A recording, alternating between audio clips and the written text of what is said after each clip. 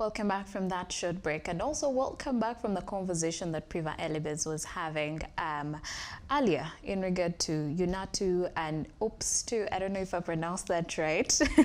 I don't want to, mention it in full, but it was a great conversation. And yeah, I hope, the teachers out there, the arts teachers, Unatu, and the Science Teachers Union got a thing or two out of it. Welcome to our views. My name is Agi Oase. So today is a Friday. Very much excited. It's the best day of the week because you have about 2 days ahead of us, to chill, relax, and have some fun, and also make friends and make friendships, and also get into relationships and be happy. I don't know if that's part of what you plan on doing this week, but remember that trust is very important in friendships and relationships as well. So that's the conversation that we are carrying today on our views. Good morning once again. Joining me is Priva Elibes. Hey. Hi. Okay, so you have literally put good morning out of your vocabulary completely. But then why? I mean, if it's a morning, you should be able to say good morning to I'm not going to say it 5 times anymore. I get it when you say you can't say it 5 times anymore. Okay. But I like the fact that you talked about people going out the weekend and, whatever they decide to do with their lives is up to them. And entering relationships and all that. I wouldn't recommend, but hey, go ahead. You wouldn't recommend? Why wouldn't you? Because, I still love is a beautiful thing, isn't it? I still say this, that people are entering into relationships for the wrong reasons. Yesterday, after the show, we were discussing how there's a high rate of divorce in the country. Absolutely. Not even in the country, like all over the world, yes. People are getting married. We have high number of people getting married. Every weekend, there's someone getting married. At least someone is getting married every weekend, or someone is pregnant, or someone is, something like is happening, yes? But then also the divorces are not slowing down. So, we're asking, why is the real reason as to why people actually enter relationships to begin with? They don't understand why they're making these commitments. They do not understand why they're even in relationships to begin with. So yeah, just like we're speaking about relationships, I'm saying don't enter into a relationship. I wouldn't recommend it unless you're sure and you're intentional about having a long-lasting, healthy relationship. Intentional, yes, I agree, because you have to be intentional when you're getting into friendships and relationships, especially when you're over 25. You no longer have time to waste, in relationships moving all over and about the place, especially if they are not headed anywhere, if they are not serving your greater purpose. I'm just saying, I mean, when you grow older, when you have been in so many dysfunctional friendships and relationships, you need to learn your lesson and go back on the drawing table and see how you can have more meaningful and better friendships. But if you keep in the cycle of dysfunctional relationships and friendships, that's why you find people are 30 and above and they're still broken, and they still have traumas, and they haven't worked on them, and then they're projecting on other people. Before you know it, it's affecting your career, it's affecting your life, gradually. So yes, be very intentional about your friendships and your relationships. But most importantly, trust is one of the biggest aspects of friendships and relationships that holds them together and keeps people bonded together. And just like the saying goes, that trust is like a pepper. Once crumpled, it cannot be perfect again. But yes, there are also other theories that say trust can actually be regained or redeveloped, but you have to be very intentional about it and committed to building that trust once again. And also you have to make a deliberate decision to stay in that friendship or that relationship. So that's the issue that we are tackling. Rebuilding or building trust. Earlier, I was talking to Priva Elibes, seated right next to me, and she said that trust once lost, it cannot be regained. Now, multiple people out there have the same or share the same sentiments. I do as well, because I'm very low on trust, to be honest, and I've tried to work through it at some point when you have lost and been betrayed by the people that you care about or love, your friends, your family, and the people that you're in relationships with. And it's so hard to trust them again. It's so hard for the relationship to be as good as it was before, right? I mean, you can try to play about it, but some psychologists and some theorists have said it can actually be rebuilt. but with a deliberate effort to build it. So let's get into the conversation. To start with, trust issues often come from early life experiences and interactions. Now, these experiences often take place in childhood, and some people do not get enough care and acceptance as children from their parents and their loved ones. We know quite a number of people who have been sexually assaulted by members of their families. So such a person cannot, it's hard for them to trust people, to trust even you find they cannot trust their mothers, they cannot trust their fathers. And that can go on in their life, even in their later life, for as long as they have not worked through it. Yes. Now, talking about rebuilding trust. Now, trust in a relationship can be rebuilt after betrayal, yes, and it's possible. That's what psychologists say. But rebuilding trust comes down to making the decision, first of all, to remain in the relationship if you don't choose to leave. And the other one is having the discipline to do the work. Now, that's the hardest part, doing the work. And also, you have to have that belief in you that that trust can be rebuilt. But let's talk about our personal lives. Have you found yourself, I know I always start with that kind of question, have you found yourself in a situation where you have been betrayed by someone you trusted, and how did you go about it? Trust. First of all, I'll have to say that number one, trust is something that takes a hard time to build. It's not something that just happens one day and I wake up, unless you're my mother. Because, you know, mothers, I feel like, you know, our children will always, you know, trust us. They'll always believe in anything that we're doing, as long as, you know, we are setting a good example. Yeah. But when it comes to interpersonal relationships, friendships and work and all those things, trust is very hard to build, number one. So once I've taken my time to build trust and get it up to 100 and trust you wholeheartedly, and then you break that trust. Yes. Chances on my end are that you have 0 chances left with me to try and, you know, try and have me rebuild my trust in you again, because you also realize that at the end of the day, even when you're trying to rebuild the trust and you're trying to convince the other person that yes, I made a mistake, but I'm now better, I'm now a better person, it's still like going to be, it's going to be the burden lies on the other person, because it's now them who are supposed to receive it. So they're going to sit down and wonder, is this person sincere? Why did they lie? Are they being genuine? Will they do this again? So all those questions for me make it hard to actually rebuild trust. Have I ever been in a situation where my trust has been broken? Oh yes. Friendships, it has happened as well. Relationships as well, that can happen, you know, when it comes to breaking someone's trust. And getting out of it, for me, you just pull yourself out of a situation. Just like I said, once it is broken for me, it is hard for me to restore that. Because I'm not saying a person is supposed to be perfect and, you know, do everything perfectly and not make any mistakes. You can make the mistakes, but where it leads to me thinking my trust in you is broken, then I don't think there's a way we can go back on that, because I will keep thinking about what you did in the first place. And you know how they usually say that, you know, once an offender, like you, there's a likelihood that you're going to be a repeat offender.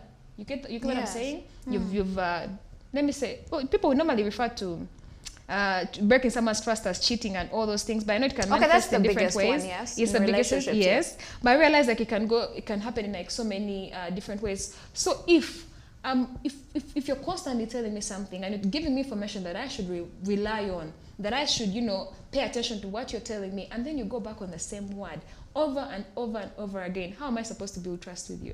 Yes. You get where I'm coming from. Trust is very it's a difficult topic. First of all, it takes a long time to build. Yeah. So putting in time to rebuild it after it has been broken is something that that cross, please let it pass me by. I'm not willing to carry the cross of, you know, having to rebuild trust and once again, no. So there are no situations or there are no people in your life, okay, let's say, because sometimes they always talk about blood is thicker than water. Yeah. If you have family, brothers, sisters, and maybe in one way they betray you, these are people that are going to be attached to you for the rest of your life. Forget about relationships where you've met this man at a later point in your life. You have no blood ties with this man. You can easily let go of him and find another. But this is your father, this is your mother, this is your brother, your sister. They'll forever be, you know, tied to you. Those blood ties are everlasting. So don't you feel that as an individual you have to make the deliberate effort to work through it and work on it so that you can, you know, rebuild that trust? Fortunately, I always believe in the I believe in the notion that if you indeed did care so much about someone, some of your actions will have to be thought through before you actually go ahead and do them. Luckily enough for me, I've never been betrayed by a close relative, or like a brother or sister, or even my mother. Like, that has never happened. But I'm imagining a situation where it had to happen. You don't give up on family, of course, but let's say your brother decided maybe to, let me give an example. Like, he was involved in some sort of fraud. I mean, God forbid, but just giving an example, yes? Like, involved in fraud, and for some reason they put your name, or they used you as, a surety, or someone they can reach out to in case, like the bank maybe wants to collect a loan or something like that, without informing you. But this is your brother. You've been trusting them, and you've watched them grow. You've seen them develop into the person that they are, but they've broken your trust by doing something so sneaky and then not even informing you about it. How will we rebuild that? You will still remain my brother, but I don't think I can trust you again. I will not be able to put myself in a position where you're going to, put me in danger because of your actions, because of your decisions, because I do not trust you anymore. You could be family, but once the trust is broken, it is gone. I will not give you another chance for you to break my heart again. Okay, I don't know. It's good to take care of your heart. Yeah, it's hard to rebuild trust. I totally agree. Well, I, for one, I haven't found myself in a situation where I've been betrayed by anyone, in my family. Yes. So, and I hope it never happens, because I don't know how I'd go about it. But I've been betrayed by friends before. I have been betrayed by people I really care about. But I share the same sentiments with you, because it was very hard for me, not very hard for me to actually rebuild that trust, but it never happened ever. It cannot be the same. I remember there's this one person, we actually tried to work through it. It was a friend that I was in school with for quite a long time, until later, and I found out some really very bad things. But we tried, but I'll tell you, it failed until this day. So it's more of, I cannot really tell you my personal life experiences. I cannot share with you my heart-to-heart, conversations, because there's always a part of me that says, what if? There is always that what if. So yeah, I totally agree when you say you have to take care of your heart and your feelings. But as Christians, aren't we being hypocrites? It's forgive and forget, but they talk about forgive. It's easy to forgive, but it's harder to forget. Oh yeah. Because it will always be there. It will always be there. You'll always remember. But you can try to work through it. I don't know how people do it, but we'll give you some tips on how, according to some psychologists, not according to our personal experiences, how you can work through your relationships and build trust. Now, in the recent past, just like you mentioned earlier, there's been multiple divorces going on. And of course, so many unresolved issues in marriages. I think the other day I was on the Shade Room and I saw about 4 celebrity couples on that particular day who had Tia and the husband, and then there is Miguel and the wife. They had filed for divorce before, and then tried to work through their issues, and then they're back to square one, because the wife is now filing for divorce again, and multiple other celebrities. And these are people that we are looking up to, right? Well, I'm not really looking up to them, but there's people out there who look up to them. And it has left this kind of sentiment of, are marriages really long-lasting? Are relationships really long-lasting? Should we invest our effort in them? Should we invest our money and our time in these relationships? But let's talk about what are some of the causes of people losing trust in their friends and, their significant others. I think sometimes we lose trust in our friends and partners and all that once they withhold something that is important to us. I was on Twitter and I came across a tweet where this particular person was saying, isn't it bizarre that we claim we love people but still tend to withhold the things that mean the most to them? And then she went on to describe how she was in class, and their professor was asking, how many of you give flowers to your ladies back at home? And everyone in the class put their hands up. And then they said, how many of you do it monthly? The hands reduced. How many of you do it weekly? It was probably just one person that, stayed with their hand up. And he was asked, so at what point, how do you manage to keep doing this? And he was like, because it makes her happy. Yes. And then he asked her, is there a point where if you haven't brought the flowers, she's like mad or anything like that? He said, no. I always bring the flowers and also replace them when I decide to replace them. But it makes her happy. Like, she's happy that I do bring, you know, that to her. So the reason why I'm bringing this story here is that sometimes all we need from our partners is genuine love, is genuine support, and is them, you know, just being there for us. So if I'm saying words of affirmation are what makes me happy, why are you withholding that?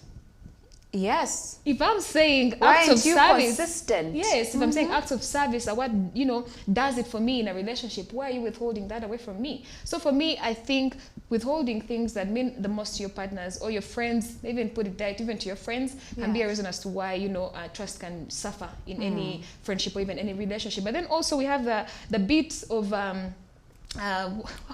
forget what I wanted to say, but trust. Withholding love, your love language. If you understand your partner's love language, do not withhold it. You're only just complicating things. But then also, like I mentioned earlier, do not say something and go back on your word. Let your A be your A, let your Z be your Z. Don't just be all over the place and, you know, I cannot trust you if you're saying 5 different stories about the same thing. Well, the biggest, re-echoing the words of Priva, the biggest cause of loss of trust in relationships is actually betrayal. And it comes in all forms. It can be cheating. It can be you not being consistent about the things that, you know, you do for your partner, just like Priva mentioned. The other one is poor judgment. You know that one as well, because sometimes we judge people, judge a book by its cover poorly, or, you know, have these perceptions about them, or even sometimes hearsay, rumors and all that. So if you're the kind of person who believes in rumors, who believes in gossip, it will be very easy for you. Well, there's no smoke without fire. I agree with that. But then again, sometimes you have to get to the bottom of it and understand the details. Bring the person, the accused, if it's your boyfriend, and let's have that conversation. Yes. Put them in your small court, in your own chambers. Exactly. Have that conversation with them, unless they are lying to you. But sometimes we are wrong about so many things. So that also can cause mistrust. But how can you pick up your pieces and, you know, rebuild that trust if it has been lost? Now, one of them, knowing the details, I've mentioned that. Then release the anger, because you cannot tackle these issues when you're angry. First, take your time, breathe in, breathe out. If you need some time, could be a month to process it rather. And when the anger is gone, then you can have the civil conversations so that you can come to solutions, whether you still want the relationship or you want it gone. But make the right decision. The other one is showing commitment. Yes, you have to be committed to rebuilding that relationship if you so badly want it. Especially with some people, when they have children involved in the relationship, they find it's inevitable for them, you know, to be with their baby mamas, baby daddies, wives, husbands, for the sake of their children, because of the urge and the need to have that solid, you know, family unit. So you have to make that commitment. The other one, know the details, release the anger, and show commitment as well. I have mentioned. Then decide to forgive and be forgiven as well. So ask for that forgiveness if need be. Not need be, but you should ask for that forgiveness. And also the other one, be open to self-growth and improvement as well. You can repair broken trust with just promises, and you can't repair broken trust with just promises and statements. Your actions have to match your words, and that means you're intentional and committed to make it work. The other one, be aware of your innermost feelings and share your thoughts as well. I think there's need for you to be very open to your partner, to your friend, about how you feel, about what you had, whatever it is. And the other one is you have to badly want it to work. If you desperately want that relationship to work, that friendship to work, then you have to make the deliberate effort to rebuild that trust. For me, I will always say, if there is no trust in a relationship, I don't want it, because I don't want to live on eggshells. I don't want to live thinking about, where is this person? Are they telling me the truth? Are they having an affair? That is too much burden for me. So for me, either I trust you or I don't have the relationship. But then also, what are the odds that after I've forgiven you, after, you know, we are going to get back on track for this friendship, we're getting back on track for this relationship, that you will not do the same stuff again? That's where the issue of words, rather actions matching words, come in. You have to make sure that your actions are matching your words, and you as the person, the one who has been betrayed, then you have to make sure this person lives up to their words. And if they are not, just leave them. Do not waste a minute in that equation. And for the offender, show that the errant behavior is gone. Be honest, take responsibility as well for betrayed, work on understanding. The other one is provide positive responses. Then know that it's okay if you don't want the relationship to work. No one should coerce you or lure you into working through those issues and making the relationship work. If in your heart of hearts you feel that done and gone, I don't think I want this anymore, I don't think this relationship or friendship can work, then let go of it. Do not do it because the other party wants you to stay. Okay? Well, that is all we had for you in this segment of our views. As you head into the weekend, make a deliberate effort to make meaningful and create meaningful friendships and relationships. This is Sunrise at Sea. Don't blink.